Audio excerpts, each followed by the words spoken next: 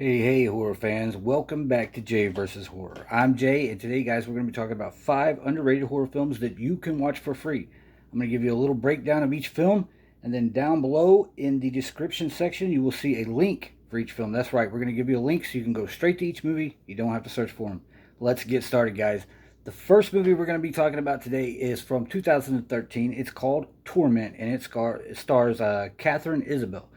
Now, a lot of people remember Catherine Isabel. She's been around the genre for a long time, all the way back to like Ginger Snaps and Freddy vs. Jason, and then she did American Mary. This is one of her lesser known roles, but it's really a good film. It's a little home invasion story, and would also make a great film for Mother's Day because in this story, it's a stepmother trying to protect her kids. So, yeah, it's a great film. Check it out Torment from 2013. Now, moving on to our next one. Our next one is Red, White, and Blue from 2010. And a lot of people have heard me talk about this film over the years, but recently Tubi just dumped a whole bunch of new, or they're not new, but older indie horror films on their site. So yeah, I'm actually getting to recommend it and show people where they can watch it. So Red, White, and Blue from 2010 is directed by Simon Rumley, who's actually a British director, but he's made some great films and this one is one of his best. It's one of the most underrated horror films of all time, in my opinion. It's a really strange story about a woman who's basically at the end of her rope, and she's going out and doing all these crazy, dangerous things and not caring about her life because it's implied that she has HIV or something similar to that.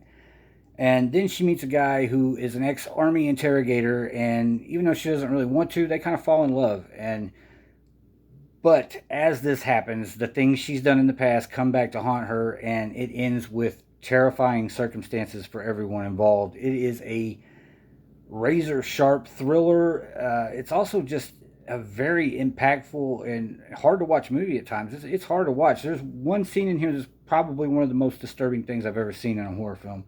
But the movie is really good. It's good all the way through, so it makes it totally worth it. Even if you're not a fan of splatter or gore or anything like that, it's not necessarily splatter or gore, but it is very impactful. I'll just put it like that. So yeah, check that one out.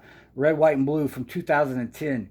And Mark Center is in that. He's one of the three main characters. We're going to talk about him again in a minute. That's why I'm bringing him up.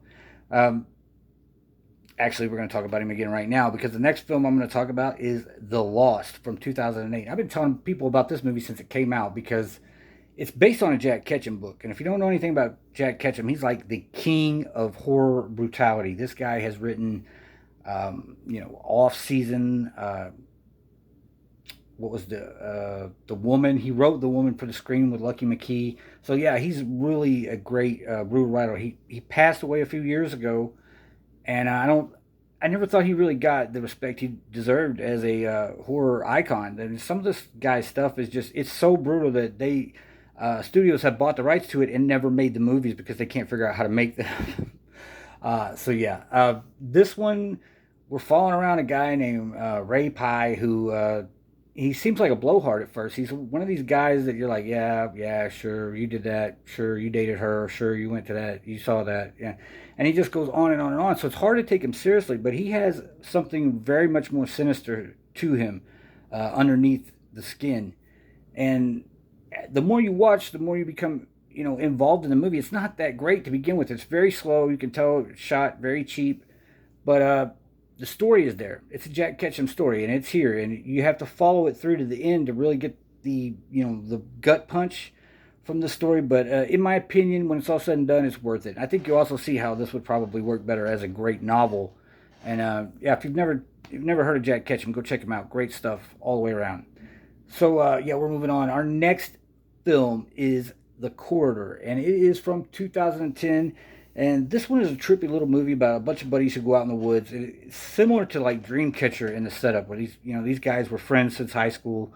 They all know each other. They know every little thing about each other, and they go out in the woods. And then, of course, there's like past resentments and all these things come up. But while they're out there, they find something that's actually kind of magical in the woods, and it's what they call the corridor. And it's a surreal space. It's hard to explain without you seeing it. It's a surreal space in the woods, and it really the movie kind of goes into like Annihilation with Natalie Portman. If you remember that film, where everything is not exactly the way that it's supposed to be because this thing is reflecting everything back onto itself, and these guys start to go crazy and they start tearing each other apart. It's a good movie. Very good, I'd say, especially for the budget that it was made with, and you'll be able to tell that right off the bat. It's not a big movie. Let's move on. And our last film we're going to talk about today is Depraved from 2019. Now, there's a lot of films with the title Depraved. There's even another good one from like 2011 or 12 about this guy in the underground tunnels in Berlin or something. But this is not that. This film is a modern re-envisionment. I'm going to be nice about it. A modern re-envisionment of Frankenstein from Mary Shelley. And I don't really think that I've seen anybody do it this good since maybe like Frankenstein Beyond or something. Uh, they tried that I Frankenstein movie with Aaron Eckhart and different things like that. But to me, this is the modern day Frankenstein movie. There's really, I really can't explain it much further than that. It's kind of just a modern day retelling of Frankenstein. I think you're gonna like the changes though, because the way they set this up is really good, and it's got Joshua Leonard in it from the Blair Witch Project and Mark Call and a couple other people, and it's a good movie. I really like the way they took the take on Dr. Frankenstein in this, because it almost feels like, because I'll just spoil that for you right now. There's two doctors instead of one, and it feels like the angel on the shoulder and the devil on the shoulder is what it feels like. One of them wants this guy, this creation, to be everything that it can be, whatever that means, and the other one wants it to hold back and try to be human. It's a very good retelling of Frankenstein, guys. And so that's all we got today. We're going to keep doing these. And yeah, you might hear a couple movies that we did a couple years ago, but that's because they've gone through different sites and they've changed the links and stuff like that. So we're going to try to get you 5 new movies every week with the links so you guys can watch them anytime you want to. And we'll talk to you the next time we got something we're talking about. Bye.